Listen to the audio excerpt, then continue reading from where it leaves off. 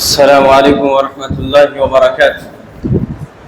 الحمد لله رب العالمين والصلاة والسلام على رسوله الكريم. أما بعد، أعوذ بالله من الشيطان الرجيم. بسم الله الرحمن الرحيم. ولله الأسماء الحسنى فادعوه بها وذروا الذين يلحدون في أسمائه سيجزون ما كانوا يعملون. محترم حاضرین مجلس، میرے عزیز دوستوں، بزرگوں اور بھائیوں، اور میری پردہ نشین ماں اور بہنوں، سب سے پہلے ہم اللہ رب العالمین کا شکریہ ادا کرتے ہیں کہ اللہ رب العالمین کے فضل و کرم اور اس کی توفیق، اللہ رب العالمین کی مدد سے آج ہم سب کو ایک جگہ بیٹھ کر کے کچھ کہنے اور سننے کا موقع فراہم کیا۔ محترم سامعین، میں نے آپ حضرات کے سامنے قرآن کریم کی سورۃ الاعراف سے ایک آیت کریمہ تلاوت کی ہے۔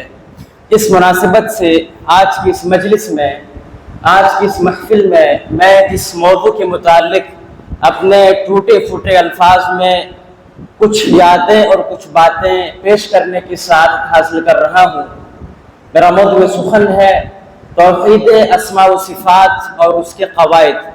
میں اللہ رب العالمین سے دعا کرتا ہوں، باری الہ تو ہمیں سچ، حق اور صحیح بات کہنے کی توفیق عطا فرما، اور کہنے سے زیادہ ہم تمام سامعین کرام کو ان تمام باتوں پر عمل پیرا ہونے کی اور اس کو اپنی عملی زندگی میں لانے کی توفیق عطا فرما، آمین یا رب العالمین۔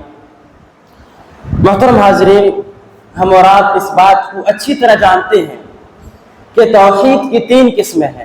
کتنی قسمیں ہیں؟ توحید کی 3 قسمیں ہیں، جو کہ بہت ہی معروف و مشہور ہے۔ ہر انسان، ہر آدمی جانتا ہے کہ توحید کی 3 قسمیں ہیں۔ سب سے پہلی قسم توحید کی ہے، وہ کیا ہے؟ توحید ربوبیت۔ اور توحید کی دوسری قسم کیا ہے؟ توحید الوہیت۔ اور توحید کی تیسری قسم کیا ہے؟ توحید اسماء و صفات۔ آئیے تھوڑا سرسری طور پر ان تینوں کی تعریفات کو ہم سماعت کر لیتے ہیں، اس کے بعد میں اپنے اصل موضوع کی طرف آنا چاہتا ہوں۔ میرے بھائیو، توحید ربوبیت کس کو کہتے ہیں؟ توحید ربوبیت کا مطلب یہ ہوتا ہے کہ اللہ رب العالمین کو اس کے تمام افعال میں، اللہ رب العالمین کو اس کے تمام افعال میں یکتا، تنہا، منفرد مانا جائے۔ اللہ رب العالمین کو اس کے تمام افعال میں اکیلا تنہا مانا جائے، یہ ہے توحید ربوبیت۔ یعنی کہنے کا مطلب یہ ہے، افعال میں جب اللہ رب العالمین کو اکیلا مانا جائے تو اس کا مطلب اور معنی یہ ہے کہ پوری کائنات کا جو خالق ہے وہ کون ہے؟ اللہ رب العالمین ہے۔ پوری کائنات کا جو مالک ہے وہ کون ہے؟ اللہ رب العالمین ہے۔ پوری کائنات کا جو رازق ہے وہ کون ہے؟ وہ اللہ رب العالمین ہے۔ پوری دنیا کے جو نظام کو جو چلا رہا ہے، یہ جو ہستی چل رہی ہے، یہ جو نظام چل رہا ہے، یہ جو پوری دنیا کا جو سسٹم چل رہا ہے، کون چلا رہا ہے؟ اللہ رب العالمین چلا رہا ہے۔ مدبر الامور اللہ رب العالمین ہے۔ سارے امور کو انجام دینے والا وہ اللہ رب العالمین۔ اس کو کیا کہتے ہیں؟ توحید ربوبیت۔ آئیے اس کی چھوٹی سی دلیل ہم اور آپ سماعت فرما لیتے ہیں۔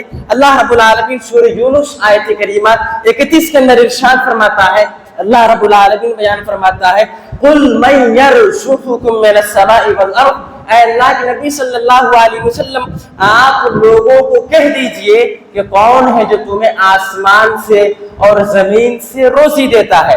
اسی طریقے سے اسی آیت کے اندر آگے اللہ رب العالمین بیان فرماتا ہے، أَمَّن يَمْلِكُ السَّمْعَ وَالْأَبْصَارَ۔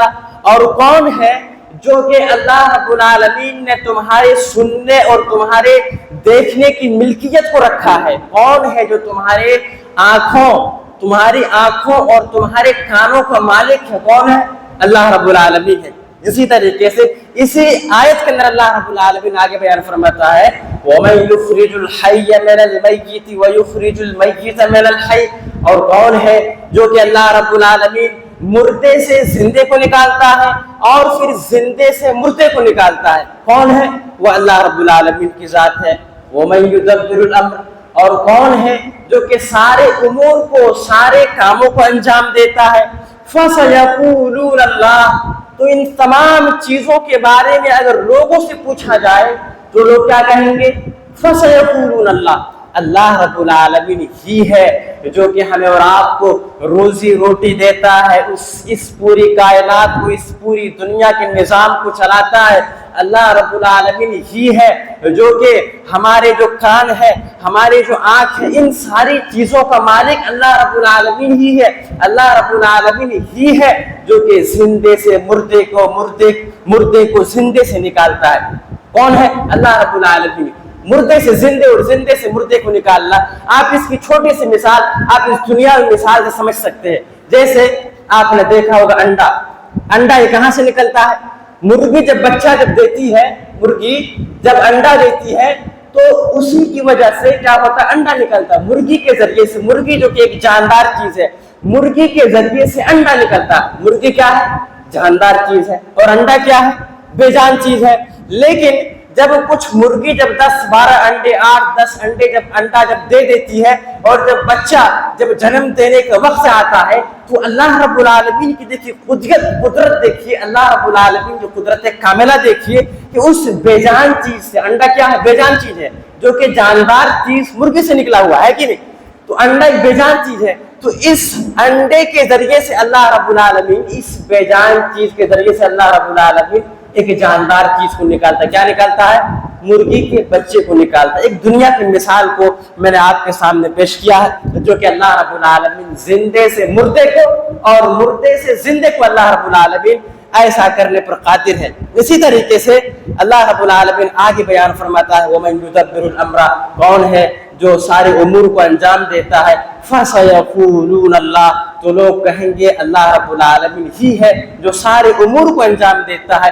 فَقُلْ أَفَلَا تَتَّقُونَ، اللہ رب العالمین بیان فرماتا ہے کہ جب تم اس بات کا اقرار کرتے ہو کہ روزی روٹی ہمیں اللہ رب العالمین دیتا ہے، ہماری آنکھوں کا، ہمارے کانوں کا مالک اللہ رب العالمین ہی ہے، مردے کو زندے کو مردے سے نکالنا یہ اللہ رب العالمین ہی کرتا ہے، سارے نظام کو اللہ رب العالمین ہی چلاتا ہے۔ فَقُلْ أَفَلَا تَتَّقُونَ، تو اے لوگوں تم لوگ اللہ رب العالمین سے ڈرتے کیوں نہیں ہو؟ تم اقرار کر رہے ہو، تم ثابت کر رہے ہو، لیکن اس کے باوجود تم لوگ اللہ رب العالمین سے نہیں ڈرتے ہو۔ تو اللہ رب العالمین ہمیں اور آپ کو ڈرنے کا حکم دے رہا ہے، اسی لیے ہمیں اور آپ کو اللہ رب العالمین سے ڈرنا چاہیے۔ یہ توحید کی پہلی قسم توحید ربوبیت۔ توحید کی دوسری قسم توحید الوہیت ہے۔ آئیے توحید الوہیت کی ہم مختصراً تعریف سماعت فرماتے ہیں۔ توحید الوہیت کی تعریف کیا ہے؟ توحید الوہیت کا مطلب یہ ہے کہ تمام عبادات میں، دیکھیے فرق کیجئے، ہم اور آپ توحید ربوبیت میں کیا پڑھ رہے تھے؟ تمام افعال میں، اور یہاں پر کیا ہے؟ توحید الوہیت کیا ہے؟ تمام کے تمام عبادات میں اللہ رب العالمین کو یکتا مانا جائے، تمام کے تمام عبادات میں اللہ رب العالمین کو تنہا مانا جائے، منفرد مانا جائے۔ ہم عبادت کی جتنی ساری قسمیں ہیں، چاہے مالی عبادت ہو، چاہے ریاضی عبادت ہو، چاہے بدنی عبادت ہو، چاہے زبانی عبادت ہو، چاہے جسمانی عبادت ہو، جس طرح کی بھی عبادت ہو، تمام کے تمام عبادات میں ہمیں اور آپ کو رب العالمین کی رضا کے لیے، رب العالمین کی خوشنودی کے لیے، اللہ ہی کے لیے ہمیں اور آپ کو انجام دیتا ہے۔ تمام عبادات میں اللہ رب العالمین کو ہمیں اور آپ کو یکتا ماننا ہے، چاہے نماز ہو، چاہے روزہ ہو، چاہے زکوٰۃ ہو، چاہے صدقات و خیرات ہو، چاہے ہم اور آپ جو جانور جو ذبح کرتے ہیں وہ ہو، چاہے قربانی کرنا ہو، چاہے جتنی بھی ساری عبادات کی شکلیں ہوں، ہم اور آپ جیسے اس توحید الوہیہ کا ایک نام ہے توحید العبادہ۔ جیسے ہمیں اور آپ کو اگر مانگنا ہو تو کس سے مانگیں گے؟ اللہ رب العالمین سے مانگیں گے۔ مدد طلب کرنا ہو تو کس سے مدد طلب کریں گے؟ اللہ تعالیٰ سے مدد طلب کریں گے۔ اگر ہمارے دلوں کے اندر اگر کسی کا خوف ہو تو کس کا خوف ہونا چاہیے؟ اللہ رب العالمین کا خوف ہونا چاہیے۔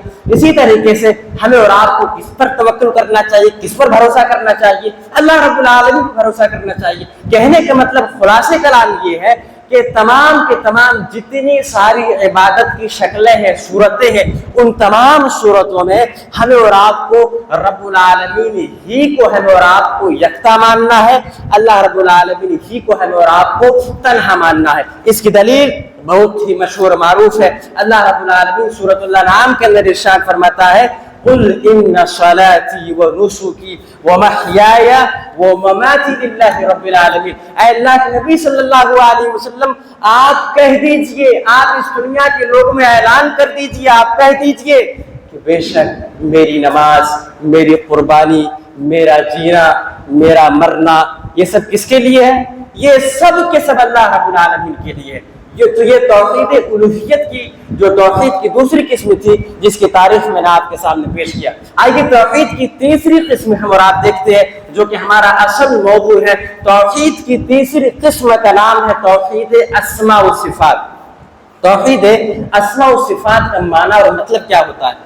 توحید اسماء و صفات کا معنی اور مطلب یہ ہے کہ اللہ رب العالمین کو اس کے جتنے سارے نام ہیں، اللہ رب العالمین کے جتنے سارے اسماء ہیں، ان تمام اسماء میں، ان تمام ناموں میں اللہ رب العالمین کو یکتا مانا جائے، اللہ رب العالمین کو تنہا، منفرد، اکیلا مانا جائے۔ اسی طریقے سے اللہ رب العالمین کے جتنے سارے صفات ہیں، ان تمام سارے صفاتی ناموں میں ہمیں اور آپ کو اللہ رب العالمین کو یکتا ماننا ہے، تنہا ماننا ہے، منفرد ماننا ہے، اللہ رب العالمین کی صفات کے ساتھ کسی دوسرے کو شریک نہیں کرنا ہے۔ اسی طریقے سے توحید اسماء و صفات کی تعریف میں یہ بھی شامل ہے کہ اللہ رب العالمین نے اپنی کتاب قرآن کریم کے اندر اپنے بارے میں، اپنے ناموں کے بارے میں، اپنے اسماء کے بارے میں، اپنی صفات کے بارے میں اللہ رب العالمین نے قرآن کریم کے اندر جتنی ساری اسماء، جتنی ساری صفات کا تذکرہ کیا ہے، ہمیں اور آپ کو اس میں بھی اللہ تعالیٰ کو یکتا ماننا ہے۔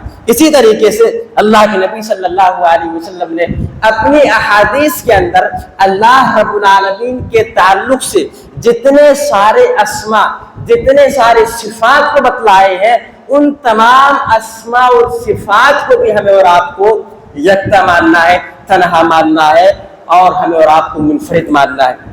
اس تعریف میں ایک چیز یہاں پر یہ بھی ضروری ایڈ کرنا ہے کہ اللہ رب العالمین کے خلاصے کلام یہ ہے توحید اسماء و صفات کی کہ اللہ رب العالمین کو اس کے تمام اسماء و صفات میں، یعنی اللہ رب العالمین نے جن ناموں کو قرآن کریم کے اندر ذکر کیا ہے اور نبی صلی اللہ علیہ وسلم نے اپنی احادیث کے اندر اللہ رب العالمین کے بارے میں بتلائے ہیں اسماء و صفات کے تعلق سے، ان تمام ناموں کو بغیر تشبیہ، بغیر مثال دیے ہوئے اللہ رب العالمین کے اسماء و صفات میں بغیر تشبیہ، بغیر تمثیل کے ہمیں اور آپ کو اللہ تعالیٰ کو اکیلا ماننا ہے، اللہ رب العالمین کو ہمیں اور آپ کو تنہا ماننا ہے۔ انشاءاللہ اس کی ساری مثالیں آئیں گی۔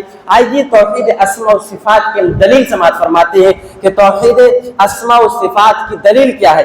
اللہ رب العالمین سورۃ الاعراف کے اندر ارشاد فرماتا ہے وَلِلَّهِ الْأَسْمَاءُ الْحُسْنَىٰ کہ لوگوں اللہ رب العالمین کے بہت سارے اچھے اچھے نام ہیں، اللہ رب العالمین کے بہت سارے پیارے پیارے نام ہیں، فَادْعُوهُ بِهَا اس لیے لوگوں جب تم لوگ اللہ رب العالمین کی عبادت کرو، جب تم لوگ اللہ رب العالمین کو پکارو تو پکارتے وقت اللہ رب العالمین کے جو اسماء حسنیٰ ہے، اسماء حسنیٰ کا سہارا لے کر کے تم اللہ رب العالمین کو پکارا کرو۔ جیسے توحید اسماء و صفات میں جیسے اسماء حسنیٰ میں سے اللہ رب العالمین کا نام جیسے رحمان ہے، رحیم ہے، کریم ہے، ستار ہے، غفور ہے، شکور ہے، یہ سب کیا ہے؟ یہ سب اللہ رب العالمین کے اسماء ہے، اسماء حسنیٰ ہے۔ تو جب انسان جب دعا کرے گا، دعا کرتے وقت انسان اللہ رب العالمین سے کہے گا یا رحمان، یا کریم، یا غفور، یا شکور، اس طرح کے الفاظ کو انسان پکار کر کے اللہ رب العالمین کو پکار۔ اس کا فائدہ کیا ہوگا؟ جب انسان اللہ رب العالمین کی اسماء حسنیٰ کا، اللہ رب العالمین کے اسماء و صفات کا جب سہارا لے کر کے انسان جب اللہ رب العالمین کو پکارے گا تو انشاءاللہ انسان کے دل میں رقت پیدا ہوگی، انسان کے دل میں نرمی پیدا ہوگی، انسان کے دل میں اللہ رب العالمین کی خشیت پیدا ہوگی، اللہ رب العالمین کا ڈر پیدا ہوگا۔ تو اللہ رب العالمین کے اسماء حسنیٰ کا سہارا لے کر کے ہمیں اور آپ کو پکارنا چاہیے۔ اسی آیت کے اندر آگے چل کر کے اللہ رب العالمین ارشاد فرماتا ہے وَذَرُوا الَّذِينَ يُلْحِدُونَ فِي أَسْمَائِهِ اور اے اللہ کے نبی صلی اللہ علیہ وسلم آپ ان لوگوں کو چھوڑ دیجئے جو لوگ الذین یلحدون فی اسمائی، جو لوگ اللہ رب العالمین کے اسماء و صفات میں، اللہ رب العالمین کے ناموں میں کیا کرتے ہیں؟ الحاد سے کام لیتے ہیں۔ الحاد کیا ہے؟ انشاءاللہ اس کی تفسیر ہم آگے چل کر کے بتلائیں گے۔ آپ ایسے لوگوں سے کنارہ کشی اختیار کر لیجئے، سَيُجْزَوْنَ مَا كَانُوا يَعْمَلُونَ، کہ یقیناً وہ لوگ جو دنیاوی زندگی کے اندر الحاد سے کام لیا کرتے تھے۔ الحاد کا مطلب بات آئی ہے تو کہہ دیتا ہوں، الحاد کا مطلب یہ ہے کہ اللہ رب العالمین کے ناموں کا انکار کر دے، جیسے اللہ رب العالمین کی جتنے سارے اسماء ہیں، جتنے سارے صفات ہیں، ان ساری صفات کا انکار کر دے، اس کو الحاد کہتے ہیں۔ تو جو لوگ اس دنیاوی زندگی کے اندر الحاد سے کام لیتے ہیں، ملحدین کے کاموں کو انجام دیتے ہیں، اللہ رب العالمین بیان فرماتا ہے یقیناً کل قیامت کے دن ایسے لوگوں کو ان کے کیے کرائے کا بدلہ، جو لوگ اللہ رب العالمین کے اسماء و صفات کا انکار کرتے تھے، انہیں کل قیامت کے دن اس کا بدلہ دیا جائے گا۔ اور کیا بدلہ دیا جائے گا؟ ان کے لیے کیا ہوگا؟ ان کے لیے دردناک عذاب ہوگا۔ جو لوگ اللہ تعالیٰ کے اسماء کا، جو لوگ اللہ رب العالمین کے صفات کا انکار کر دیں تو ایسے لوگوں کا انجام کیا ہے؟ جہنم ہے۔ ایسے لوگوں کا انجام کیا؟ دردناک عذاب ہے۔ برکے تو اس آیت کریمہ سے توحید اسماء و صفات ہمیں اور آپ کو ثابت ہوتا ہے۔ آئیے دوسری آیت کریمہ دیکھتے ہیں۔ اللہ رب العالمین سورۃ الشورى کے اندر ارشاد فرماتا ہے، آیت کریمہ 11 ہے، لیس کمثلہ شیء وہو السمیع البصیر، کہ اللہ رب العالمین کی ذات ایسی ہے، اللہ رب العالمین ایسا ہے کہ اس کے جیسا کوئی چیز ہے ہی نہیں۔ اللہ رب العالمین کے حسن میں اس دنیاوی زندگی کے اندر کوئی چیز ہے ہی نہیں۔ اللہ رب العالمین کے کمال میں، اللہ رب العالمین کے جمال میں اس دنیاوی زندگی کے اندر کوئی چیز ہے ہی نہیں۔ اللہ رب العالمین کے اسماء میں، اللہ رب العالمین کے ناموں میں اس دنیاوی زندگی کے اندر کوئی چیز ہے ہی نہیں۔ اللہ رب العالمین کے صفات میں اس دنیاوی زندگی کے اندر کوئی چیز ہے ہی نہیں۔ غور کیجیے اس آیت کریمہ کے اندر اللہ رب العالمین نے بیان فرمایا لیس کمثلہ شیء۔ اس آیت کریمہ میں تشبیہ کی نفی کی گئی ہے کہ آپ اللہ رب العالمین کی تشبیہ مخلوقات سے، کسی بھی چیز سے آپ اللہ رب العالمین کی تشبیہ نہیں دے سکتے۔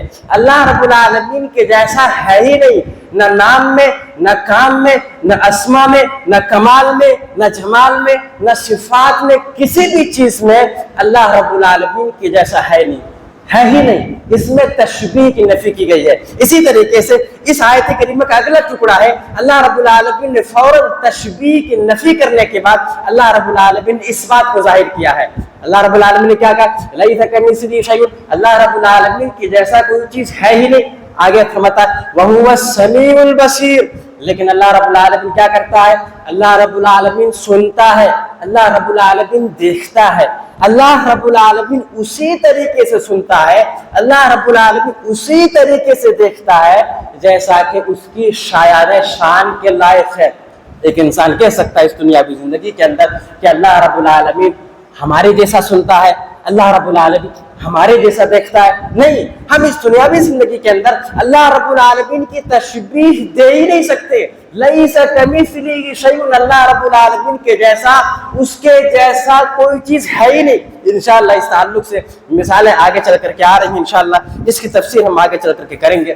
محترم سامعین کرام، ہم اور آپ اس بات کو اچھی طرح جانتے ہیں کہ ایمان کے 6 ارکان ہیں، اور 6 ارکان میں سب سے پہلا جو اہم رکن ہے وہ کون سا پہلا رکن ہے؟ کون بتائے گا؟ ایمان کے ارکان میں سب سے پہلا جو اہم رکن کیا ہے؟ وہ ایمان باللہ ہے۔ اللہ رب العالمین الایمان ان تؤمن باللہ، ہم اور آپ سبھی پڑھتے ہیں، بچوں کو بھی آج کروایا جاتا ہے الایمان ان تؤمن باللہ۔ تو ایمان کے جو 6 ارکان ہیں، 6 ارکان میں جو سب سے پہلا جو رکن ہے ایمان باللہ، اللہ رب العالمین پر ایمان لانا۔ اور ایمان باللہ کے قواعد ہیں، ایمان باللہ کے کچھ عقائد ہیں، ایمان باللہ کی کچھ تفصیل ہے، کچھ تفسیر ہے، جو کہ اسماء و صفات کے باب میں بہت ہی جامع اور بہت ہی زیادہ سب سے اہم زیادہ قاعدہ ہے۔ آئیے ہم اور آپ اس کی طرف ہم اور آپ دیکھتے ہیں۔ ابن قیم رحمۃ اللہ علیہ، ابن تیمیہ رحمہ اللہ اپنی کتاب العقیدۃ الواسطیہ کے اندر ایمان باللہ کی تعریف کرتے ہیں اور بیان فرماتے ابن تیمیہ رحمہ اللہ کہتے ہیں کہ وہ میرا ایمان باللہ اللہ رب العالمین پر ایمان لانے کا مطلب یہ ہے، اللہ رب العالمین پر ایمان لانے کا مطلب کیا ہے وَبِمَا الْإِيمَانُ بِمَا وَصَفَ بِهِ نَفْسَهُ فِي كِتَابِهِ کہ اللہ رب العالمین نے جو کچھ اپنی کتاب قرآن کریم کے اندر اللہ رب العالمین نے جو کچھ بھی اپنے اسماء کے بارے میں، اپنے صفات کے بارے میں اپنی کتاب قرآن کریم کے اندر ذکر کیا ہے اس پر ایمان لایا جائے۔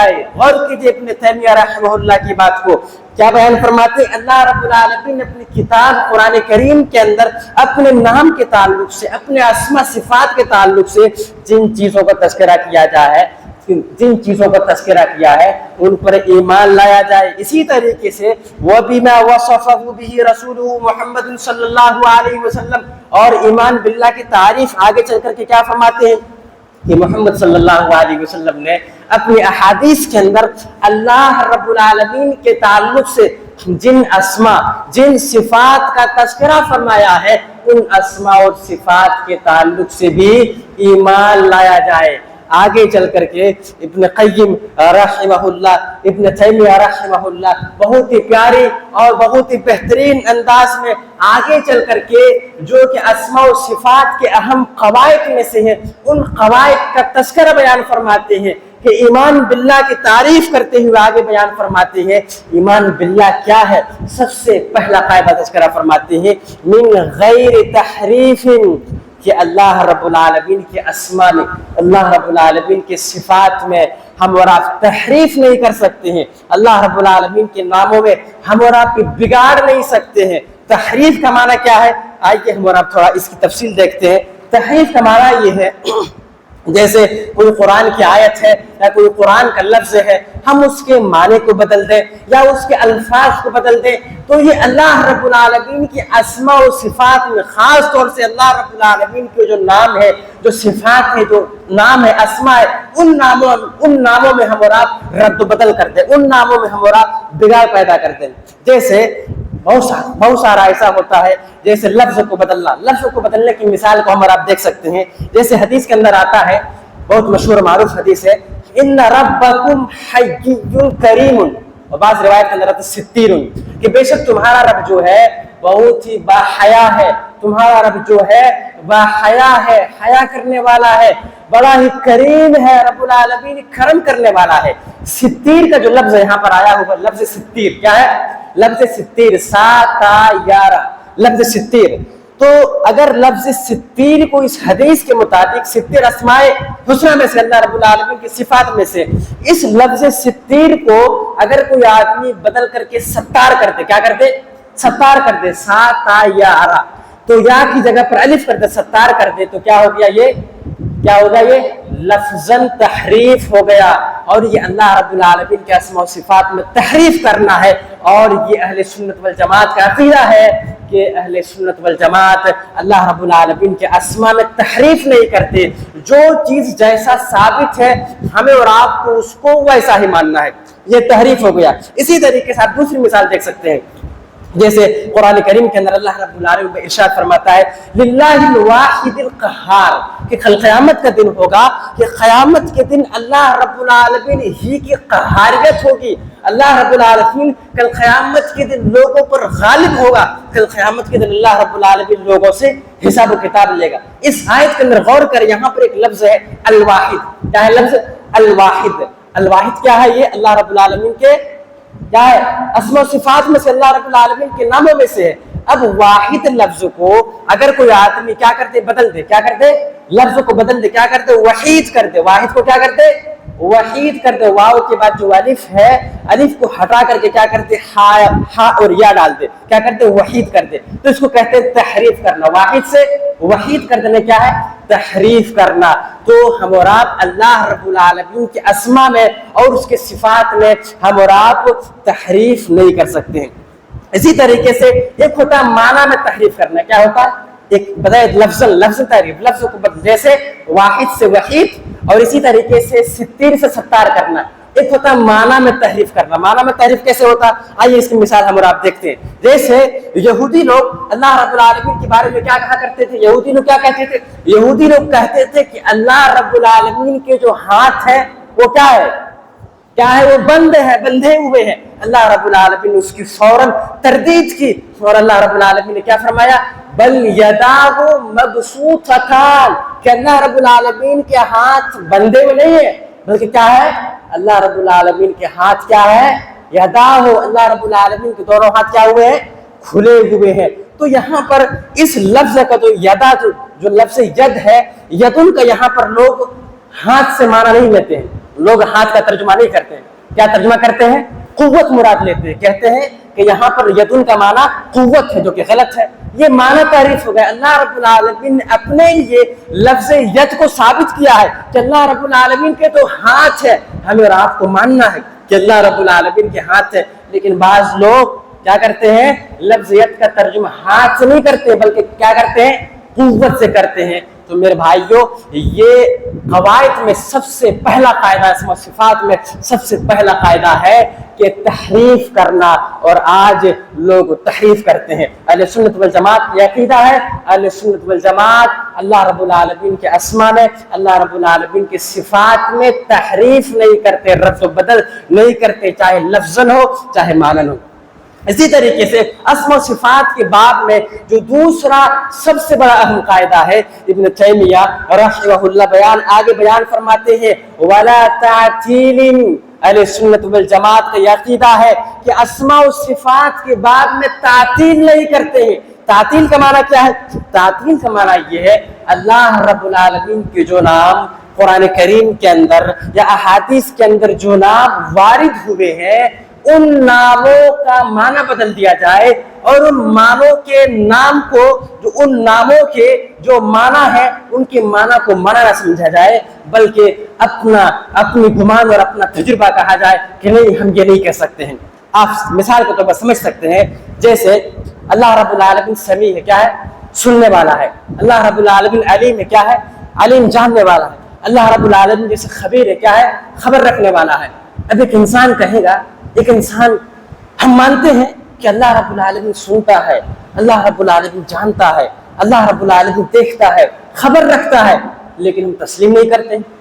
ایسا ہو ہی نہیں سکتا کہ اللہ رب العالمین سن رہا ہے. تو کیا ہوا؟ یہ تعطیل ہو گیا. آپ اللہ رب العالمین کے نام کا اور نام کے ساتھ ساتھ اللہ رب العالمین کے جو اس کے جو معنی ہیں آپ اس کا انکار کر رہے ہیں. تو میرے بھائیو، اہل سنت والجماعت یہ تعطیل سے کام نہیں لے سکتے.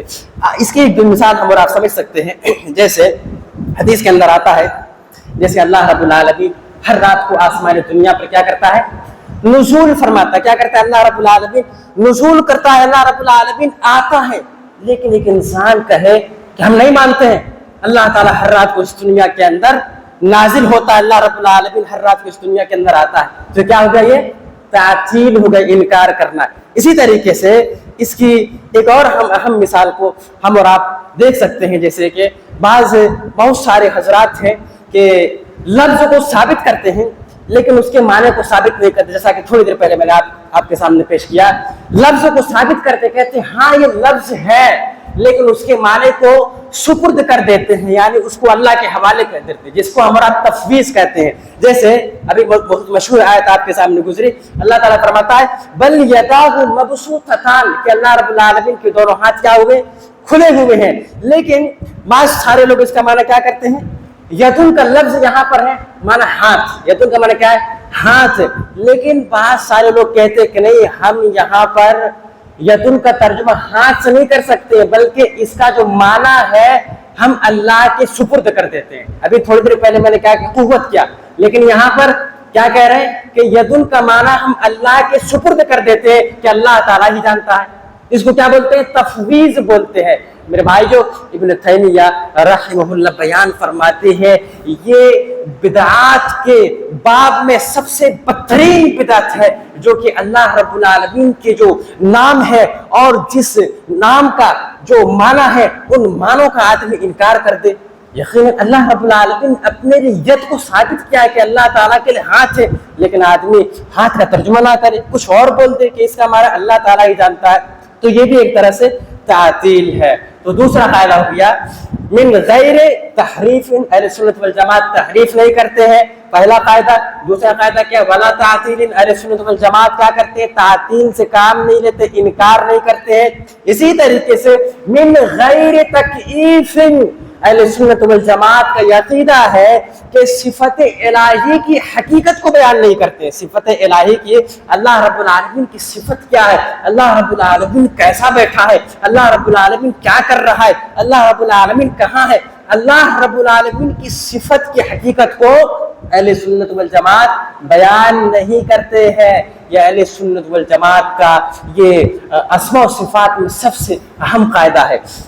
इस ताल्लुक से जैसे इसकी मिसाल हम और आप समझ सकते हैं, जैसे अल्लाह रब्बुल आलमीन नुज़ुल फरमाता हर रात, अभी थोड़ी देर पहले वही सारी मिसालें, लेकिन आप समझ सकते हैं मिसाल के जरिए से। अभी थोड़ी देर पहले मैंने बतलाया कि अल्लाह रब्बुल आलमीन हर रात को आसमान दुनिया पर नाजिल फरमाता है, लेकिन एक इंसान कहे कि अल्लाह रब्बुल आलमीन ऐसे नाजिल फरमाता है, अल्लाह रब्बुल आलमीन ऐसे आ रहा है, अल्लाह रब्बुल आलमीन वैसे आ रहा है, तो क्या हो गया, कैफियत बयान करना, तकयीफ बयान करना। हम अल्लाह रब्बुल आलमीन की तकयीफ, हम अल्लाह रब्बुल आलमीन की कैफियत बयान नहीं कर सकते। इसी तरीके से अल्लाह रब्बुल आलमीन के लिए साबित है कि कल क़यामत का दिन होगा।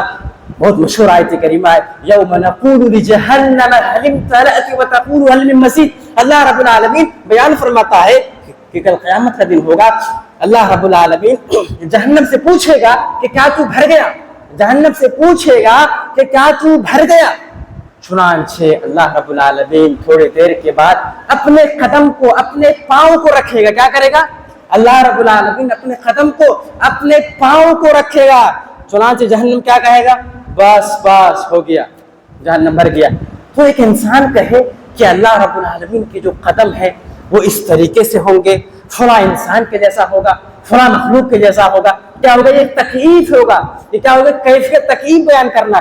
तो हम और आप तकयीफ अल्लाह रब्बुल आलमीन की कैफियत हम और आप बयान नहीं कर सकते। आप गौर करें, इस दुनिया के अंदर कितने सारे मखलूकात हैं, दरिंदे हैं, चरिंदे हैं, परिंदे हैं, कितने तरह के मखलूकात हैं। आपने गौर क्या होगा, इन दुनियावी जिंदगी के अंदर इंसान बहुत सारे मखलूकात की कैफियत को बयान नहीं कर सकता है, बल्कि अपने बाप दादा, ऐसी तरीके से अपने घरानों के अंदर लोग किस हालत में क्या कर रहे हैं, सो रहे हैं कि खा रहे हैं कि पी रहे हैं कि क्या कर रहे हैं, आदमी उसकी कैफियत को, उसकी हालत को बयान नहीं कर सकता है।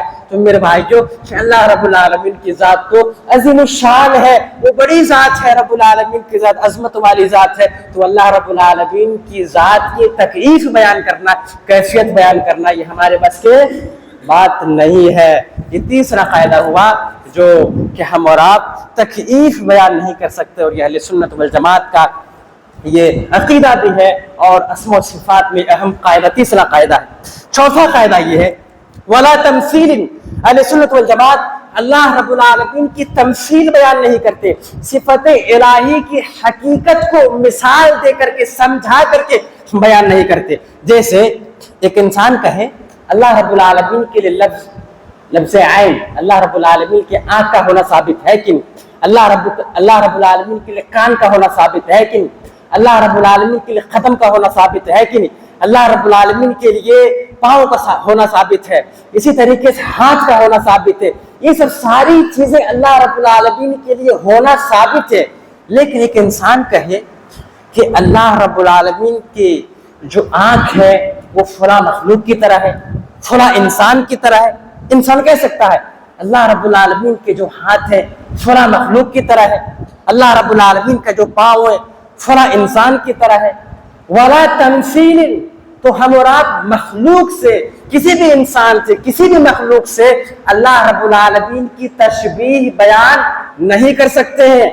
यह अहले सुन्नत वल जमात का अकीदा है, बल्कि बाज़ सलफ से मनक़ूल भी है। क्या मनक़ूल है, बयान फरमाते हैं, मन शब्बह अल्लाह बिखल्क़िही फ़क़द कफ़र, कि जो इंसान अल्लाह रब्बुल आलमीन के ताल्लुक से किसी तशबीह, किसी मखलूक की तशबीह दे, जो इंसान अल्लाह रब्बुल आलमीन के ताल्लुक से किसी मखलूक की तशबीह दे, किसी मखलूक की मिसाल दे कि अल्लाह रब्बुल आलमीन फला मखलूक जैसा है, फला इंसान जैसा है, फ़क़द कफ़रा, तो क्या है वो इंसान, उस इंसान ने कुफ्र किया, وہ انسان کافر ہے۔ میرے بھائیوں، اہل سنت والجماعت کا عقیدہ ہے اللہ رب العالمین کے تعلق سے تمثیل بیان نہیں کرتے۔ یہ چار بڑے اہم قاعدے ہیں جو کہ میں نے آپ حضرات کے سامنے بیان فرمایا ہے۔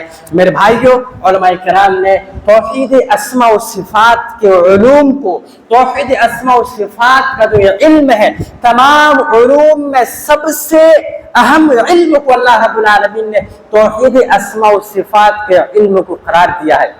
ابن تیمیہ رحمہ اللہ بیان فرماتے ہیں، جو کہ عبارت کچھ اس طریقے سے ہے: وباب الصفات من اہم ابواب الاسلام ومن اشرف المعارف الالہیہ واعظم العلوم، کہ بیان فرماتے ہیں کہ اسلام میں سب سے اہم بابوں میں سے اگر کوئی سب سے اہم باب، اگر کوئی سب سے اہم دروازہ ہے تو وہ کیا ہے؟ توحید اسماء و صفات کا باب ہے۔ توحید اسماء و صفات کے علم کو سیکھنا ہے۔ یقیناً یہ معارف الہیہ میں سب سے اشرف علوم ہے، سب سے اکرم اور سب سے اعظم علوم ہے۔ کون سا علم ہے؟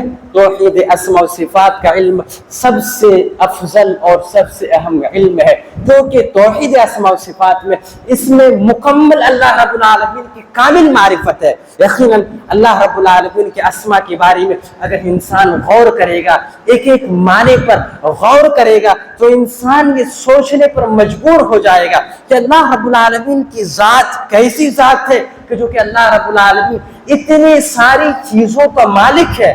کب؟ جب انسان اللہ رب العالمین کی اسماء اور صفات پر غور کرے گا، جیسا کہ حدیث کے اندر آتا ہے، آپ صلی اللہ علیہ وسلم ارشاد بیان فرماتے ہیں: ان للہ 99 اسما من احصاها دخل الجنہ۔ اللہ کے نبی صلی اللہ علیہ وسلم ارشاد فرماتے ہیں کہ بے شک اللہ رب العالمین کے 99 نام ہیں۔ کتنے؟ 99 نام ہے۔ جو آدمی ان 99 ناموں کو اس کے معنی کے حساب سے، اس کے معنی اور مفاہیم کو سمجھ کر کے یاد کرے گا، تو اللہ رب العالمین اس کو جنت میں داخل کرے گا۔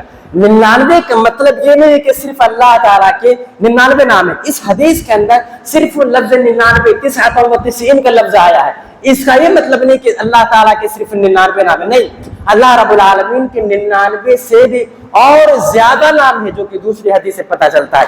اس حدیث کے کہنے کا مطلب یہ ہے کہ اللہ رب العالمین کے 99 اور اس سے بھی زیادہ ہے۔ اگر انسان اللہ رب العالمین کے ناموں پر غور کرے گا، اللہ رب العالمین کے اسماء و صفات پر غور و فکر تدبر کرے گا، تو اللہ رب العالمین کی معرفت حاصل ہوگی، اللہ رب العالمین کی حقیقت کو انسان جانے گا۔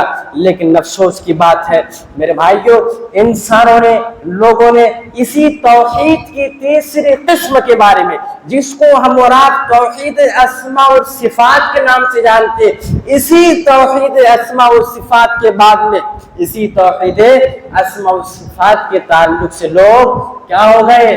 غلط راستے پر ادھر سے ادھر بھٹک گئے، ادھر سے ادھر چلے گئے، ایک سے ایک فرقے آئے، اور توحید اسماء و صفات کے بعد میں ان لوگوں نے اللہ رب العالمین کے ناموں کا، اللہ رب العالمین کے صفات کا، اللہ رب العالمین کے ناموں کا انکار کر دیا۔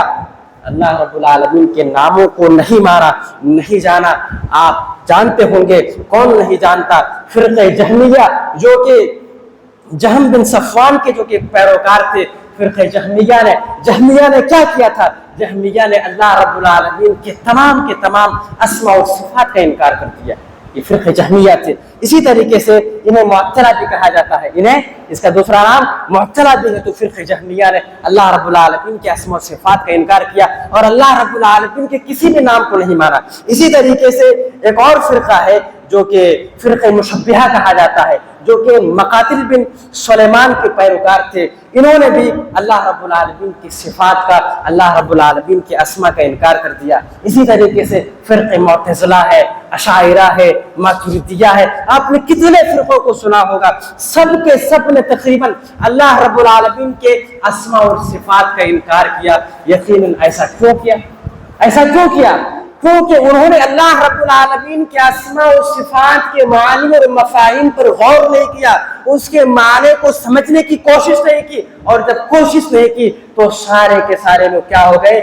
گمراہ ہو گئے اور انکار کر دیا، کہا نہیں یہ اللہ کا نام نہیں ہو سکتا، اللہ کا نام کیسے ہو سکتا ہے، اللہ کا نام کیسے ہو سکتا ہے، سارے ناموں کا انکار کر دیا۔ اور جب انکار کر دیا، وہ مشہور آیت کریمہ ہے سَيُجْزَوْنَ وَذَرُوا الَّذِينَ يُلْحِدُونَ فِي أَسْمَائِهِ سَيُجْزَوْنَ مَا كَانُوا يَعْمَلُونَ۔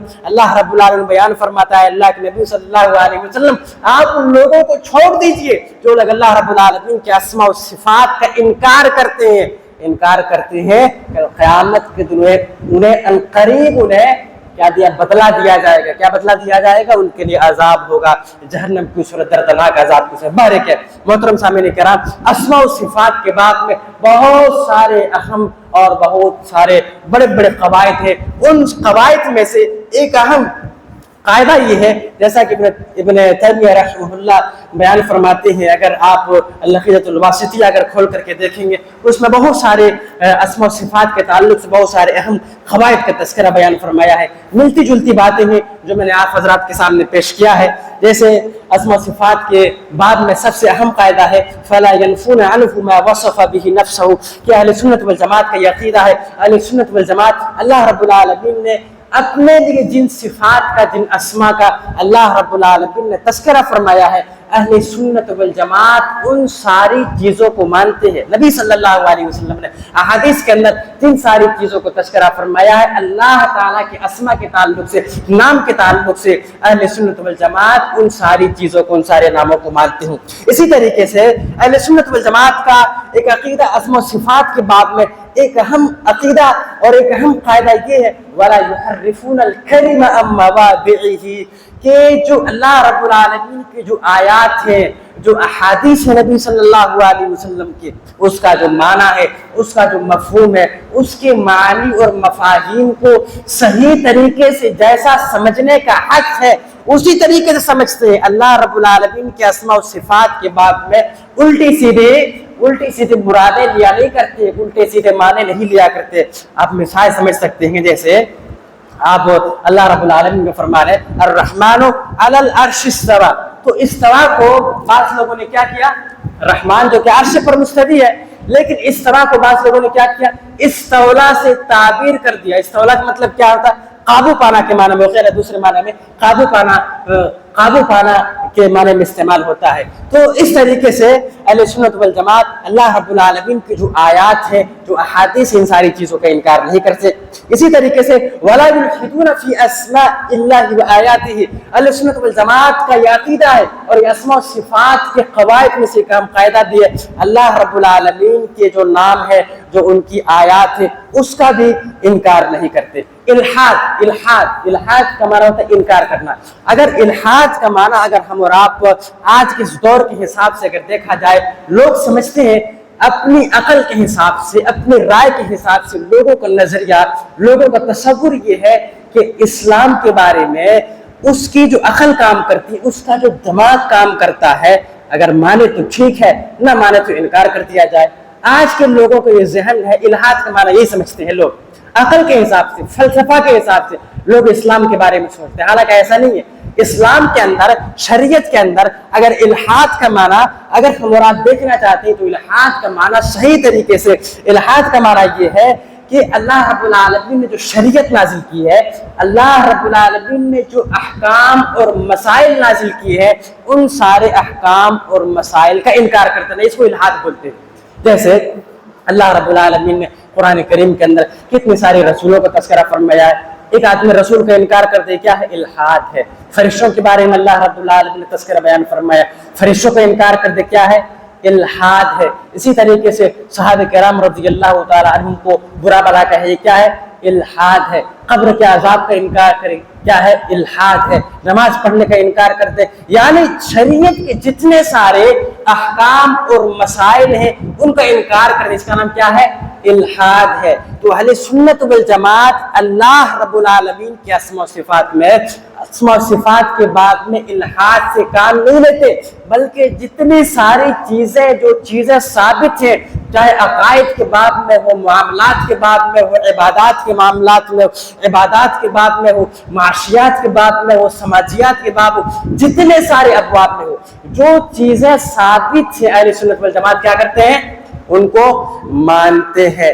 اسی طریقے سے ابن تیمیہ رحمہ اللہ آگے چل کر کے بیان فرماتے ہیں وَلَا يُكَيِّفُونَ، اہل سنت والجماعت کا اسماء و صفات کے باب میں ایک اہم عقیدہ اور ایک اہم قاعدہ ایک یہ بھی ہے وَلَا يُكَيِّفُونَ، اللہ رب العالمین کی کیفیت بیان نہیں کرتے۔ یہ بات ابھی تھوڑی دیر پہلے گزری، لیکن میں صرف اس لیے بیان کر رہا ہوں کیونکہ ابن تیمیہ رحمہ اللہ کی قول کو میں یہاں پر نقل کر رہا ہوں، اور ایمان باللہ کی تعریف کے بیان کرنے کے بعد ابن تیمیہ رحمہ اللہ نے فوراً اس عبارت کو یہاں پر لائے ہوئے، جس کی وجہ سے میں اس عبارت کو پھر سے دوبارہ یہاں پر نقل کر رہا ہوں، جو کہ آپ نے سنا ابھی تھوڑی دیر پہلے۔ وَلَا يُكَيِّفُونَ، اہل سنت والجماعت اللہ رب العالمین کے اسماء و صفات کے بارے میں کیفیت بیان نہیں فرماتے۔ امام مالک رحمۃ اللہ علیہ کا بہت ہی مشہور و معروف قول ہے۔ امام مالک رحمۃ اللہ علیہ کے پاس ایک آدمی آتا ہے اور کہتا ہے حضرت الرحمن علی العرش استویٰ، رب العالمین عرش پر مستوی ہے، لیکن عرش پر کیسے مستوی ہے میں یہ جاننا چاہتا ہوں۔ امام مالک رحمۃ اللہ علیہ نے کیا جواب دیا؟ امام مالک رحمۃ اللہ نے کیا جواب دیے تھے؟ امام مالک رحمۃ اللہ علیہ نے جواب دیا تھا، کہا تھا الاستواء معلوم، استواء اللہ رب العالمین عرش پر مستوی ہے، وہ مجھے بھی معلوم ہے، اللہ رب العالمین عرش پر مستوی ہے، والکیف مجہول، لیکن اللہ رب العالمین عرش پر کیسے ہے ہمیں اور آپ کو اس کے بارے میں پتہ نہیں۔ امام مالک رحمۃ اللہ علیہ نے اس آدمی کو فوراً جواب دیا والکیف مجہول، کیفیت ہمیں اور آپ کو نہیں بتائی گئی ہے، اس لیے اللہ تعالیٰ کی کیفیت ہم اور آپ نہیں بیان کر سکتے۔ آگے کیا بیان فرمایا؟ والسؤال عنہ بدعہ، اللہ رب العالمین کی کیفیت کے بارے میں سوال کرنا کیا ہے؟ بدعت ہے۔ والایمان بہ واجب، اور اللہ رب العالمین عرش پر مستوی ہے، اس پر ایمان لانا کیا ہے؟ واجب ہے۔ تو اہل سنت والجماعت اللہ رب العالمین کی کیفیت نہیں بیان کرتے، تکییف نہیں کرتے، یہ اسماء و صفات کے باب میں سب سے بڑا اہم قاعدہ ہے۔ اسی طریقے سے اسماء و صفات کے باب میں ایک اہم قاعدہ یہ بھی ہے جو کہ ابن تیمیہ رحمہ اللہ پانچواں اہم قاعدہ، آخر قاعدہ تذکرہ بیان فرماتے ہیں وَلَا يُبَدِّلُونَ صِفَاتِهِ بِصِفَاتِ خَلْقِهِ، کہ اللہ رب العالمین کے جو صفات ہیں، اللہ رب العالمین کی صفات کو کسی مخلوق کی صفات سے تشبیہ نہیں دیتے۔ ابھی تھوڑی دیر پہلے میں نے مثال آپ کے سامنے پیش کیا تھا کہ اللہ رب العالمین کیا ہے؟ ہاتھ ہے، اللہ رب العالمین کے کان ہے، آنکھ ہے۔ کیا اللہ رب العالمین کے ہاتھ ہے، آنکھ، کان ہمارے اور آپ کے جیسا ہے؟ نہیں ہے۔ ہمارے ہاتھ جیسا اللہ تعالیٰ کا ہاتھ نہیں ہے، ہمارے کان جیسا اللہ رب العالمین کا کان نہیں ہے، ہمارے قدم جیسا اللہ رب العالمین کا قدم نہیں ہے۔ تو اہل سنت والجماعت کا عقیدہ ہے اللہ رب العالمین کی صفات کی وہ توجیہ اور اس کی تشبیہ وغیرہ، اس کی تمثیل وغیرہ کسی مخلوق کی صفات کے ساتھ تذکرہ نہیں کرتے۔ یہ پانچ اہم قاعدوں کا امام ابن تیمیہ رحمہ اللہ نے اپنی کتاب العقیدۃ الواسطیہ کے اندر بیان فرمائے ہیں، اور بیان کرنے کے بعد کہتے ہیں کہ ان پانچ قاعدوں کا ماننا اور جاننا ضروری ہے، اس پر ایمان لانا ضروری ہے۔ کیونکہ آگے چل کر کے بیان فرماتے ہیں لِأَنَّهُ سُبْحَانَهُ وَتَعَالَى لَا سَمِيَّ لَهُ، کیونکہ اللہ رب العالمین کا کوئی ہم نام ہے ہی نہیں۔ اللہ رب العالمین کے جیسا اس دنیا کے اندر نہ صفات میں، نہ نام میں، نہ کمال میں، نہ جمال میں، نہ حسن و صورت میں، کسی بھی چیز میں اللہ رب العالمین کے جیسا نہیں ہے۔ اللہ رب العالمین کا فرمان قرآن کریم کے اندر سورہ مریم کی آیت کریمہ ہے، آیت کریمہ 65 ہے، رب السماوات والارض وما بینہما، کہ اللہ رب العالمین کی ذات وہ ذات ہے کہ جو کہ آسمانوں اور زمین اور آسمان و زمین کے درمیان میں جتنی ساری چیزوں کا کون ہے؟ رب کون ہے؟ اللہ رب العالمین۔ فاعبدہ، اس لیے اے لوگو تم لوگ اللہ رب العالمین کی عبادت کرو، واصطبر لعبادتہ، اور اس کی عبادت کے لیے آپ جمے رہو۔ هل تعلم له سمیہ، کیا تم اللہ رب العالمین کے نام جیسا کیا تم کوئی نام پاتے ہو؟ صحیح بات ہے، اللہ تعالیٰ کے 99 نام ہے، اس سے بھی زیادہ نام ہے۔ آپ غور کریں اللہ کے نام کا جیسا اس دنیا کے اندر کسی کا نام ہے نہیں ہے۔ تو یہی حل تعلم له سمیہ، اور یہ آیت کریمہ ہے، اس آیت کریمہ کے اندر توحید کی تینوں قسمیں شامل ہیں، توحید ربوبیت، توحید الوہیت اور توحید اسماء و صفات، تینوں کے تینوں اقسام اس آیت کریمہ کے اندر شامل ہے۔ اسی طریقے سے ابن تیمیہ رحمہ اللہ آگے چل کر کے دوسری وجہ بیان فرماتے ہیں کہ اسماء و صفات کے قواعد کو ماننا اور عقائد کو ماننا کیوں ضروری ہے؟ اس لیے لا کفوا لہ، اللہ رب العالمین کا کوئی ہمسر نہیں ہے، اللہ رب العالمین کا کوئی جوڑا نہیں ہے، ولا ند لہ، تیسری وجہ بیان فرماتے ہیں اللہ رب العالمین کا کوئی شریک نہیں ہے، اللہ رب العالمین کا اس کائنات کے چلانے میں کوئی پارٹنر نہیں ہے، کوئی ساجھی نہیں ہے۔ اور آگے چل کر کے چوتھی وجہ بیان فرماتی ہے وَلَا يُقَاسُ بِخَلْقِهِ سُبْحَانَهُ وَتَعَالَى، اسی لیے اللہ رب العالمین کو اس کی مخلوق کے ساتھ قیاس نہیں کیا جا سکتا۔ یقیناً ابن تیمیہ رحمہ اللہ نے اسماء و صفات کے باب میں، عقائد کے باب میں اور قواعد کے باب میں بڑے ہی اہم قاعدے کی طرف ہمیں اور آپ کو اشارہ کیا ہے۔ ضرورت اس بات کی ہے ہم اور آپ اس قاعدے کو مانیں اور ان قواعد کو ہم اور آپ سمجھیں۔ اسی طریقے سے اسماء و صفات کے باب میں بہت سارے قواعد ہیں۔ اسماء و صفات کے باب میں ایک اہم قاعدہ یہ ہے کہ اللہ رب العالمین کے جتنے سارے جو نام ہیں، اسماء ہے، وہ توقیفی ہیں۔ اللہ تعالیٰ کے جتنے سارے نام ہیں کیا ہے؟ توقیفی ہیں۔ توقیفی کا مطلب یہ ہے کہ اللہ رب العالمین کا نام وہ وحی سے تعلق ہے، قرآن و سنت سے تعلق ہے۔ اللہ رب العالمین نے اور اللہ کے رسول صلی اللہ علیہ وسلم نے جن ناموں کا کتاب کے اندر اور حدیث کے اندر اللہ نے اور نبی صلی اللہ علیہ وسلم حدیث کے اندر تذکرہ فرمایا ہے، ہم انہی معنوں کو مانیں گے۔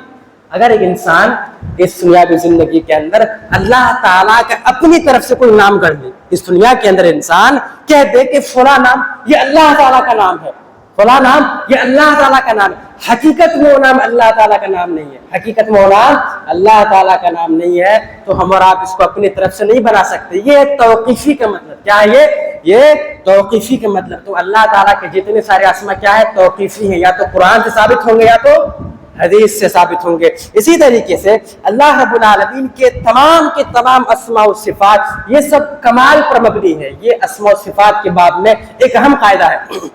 اللہ تعالیٰ کے جتنے سارے نام ہیں ان تمام ناموں میں کوئی نہ کوئی خوبی ہے، کوئی نہ کوئی خصلت ہے، کوئی نہ کوئی چیز ہے، کچھ نہ کچھ عظمت ہے، کبریائی ہے۔ اب غور کیجئے، الحی، الحی کا مطلب کیا ہوتا ہے؟ زندہ رہنے والا۔ الحی کے معنی کیا کریں گے؟ ہمیشہ زندہ رہنے والا۔ اللہ تعالیٰ کی ذات کیسی ذات ہے؟ ہمیشہ زندہ رہنے والی ذات ہے۔ اس دنیاوی زندگی کے اندر کتنے سارے مخلوقات ہیں، درند ہے، پرند ہے، چرند ہے، انسان ہے، بہت سارے مخلوقات ہیں۔ کتنے سال کے لیے جیتا ہے؟ انسان کو دیکھ لیجیے، مشکل سے 40 سال، 45 سال، 60 سال، 70 سال، 75 سال تک جیتا ہے، پھر انسان کیا ہوتا ہے؟ ختم ہو جاتا ہے۔ اس دنیاوی زندگی کے اندر جتنی ساری کل من علیہ فان، ساری کی ساری پوری دنیا کی دنیا فنا ہونے والی ہے، سمجھے؟ تو اس دنیاوی زندگی کے اندر جتنی کی ساری چیزیں ہیں سب کے سب ختم ہونے والی ہیں، سب کے سب فنا ہے۔ جتنی ساری چیزوں کے اندر جاندار جس میں جان ہے، لیکن اللہ کی ذات کیسی ذات ہے؟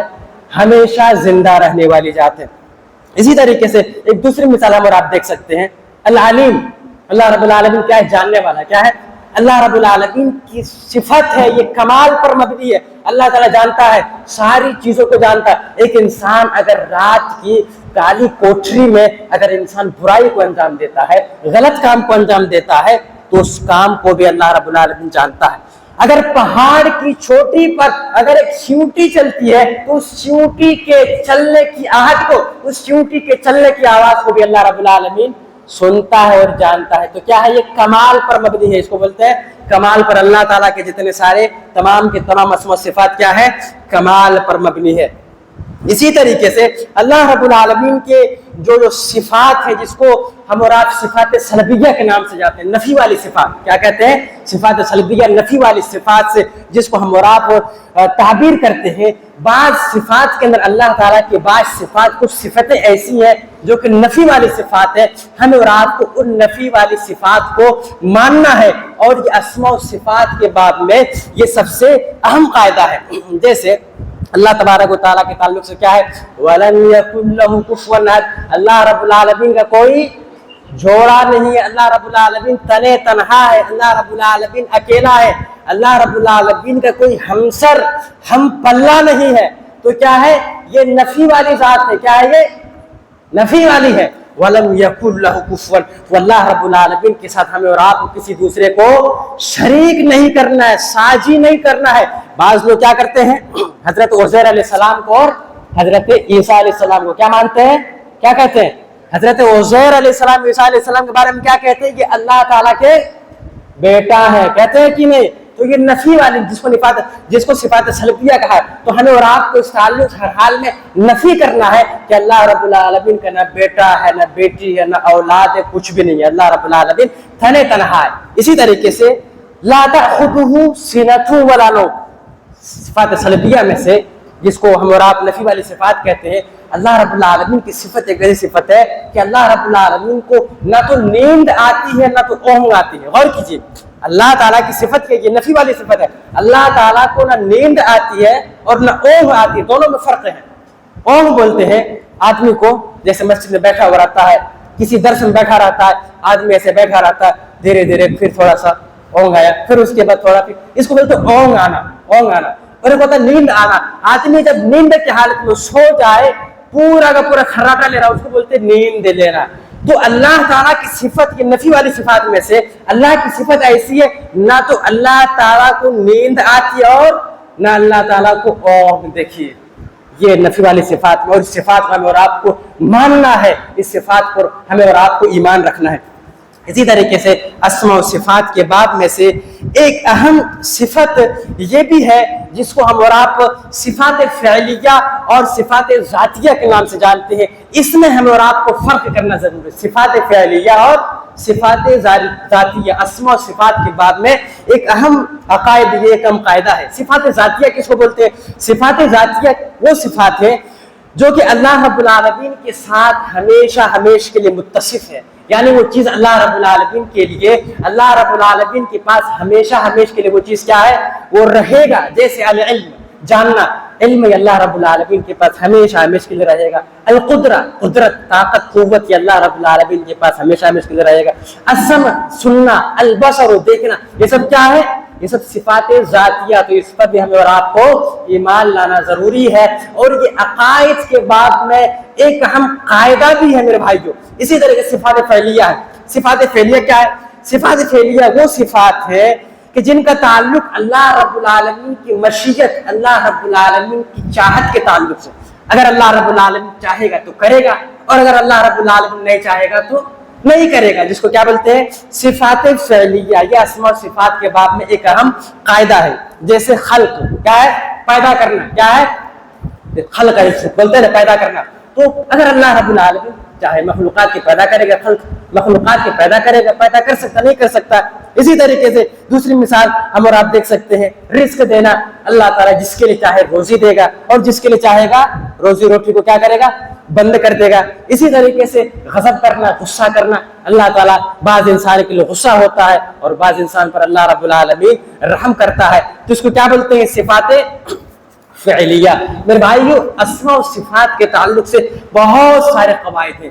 میں کس قواعد کو میں آپ حضرات کے سامنے پیش کروں، آئیے آخر میں ایک دو باتیں پیش کر کے میں اپنی بات کو ختم کرنا چاہتا ہوں۔ اسماء و صفات کے تعلق سے ایک اہم قاعدہ یہ ہے کہ اللہ رب العالمین کے جتنے سارے اسماء ہیں، ان کے اسماء کے جو معنی ہیں، ان کے معنی کو ہمیں اور آپ کو صحیح معنی سمجھنا ہے، اس کا ہمیں اور آپ کو الٹا مفہوم نہیں سمجھنا ہے۔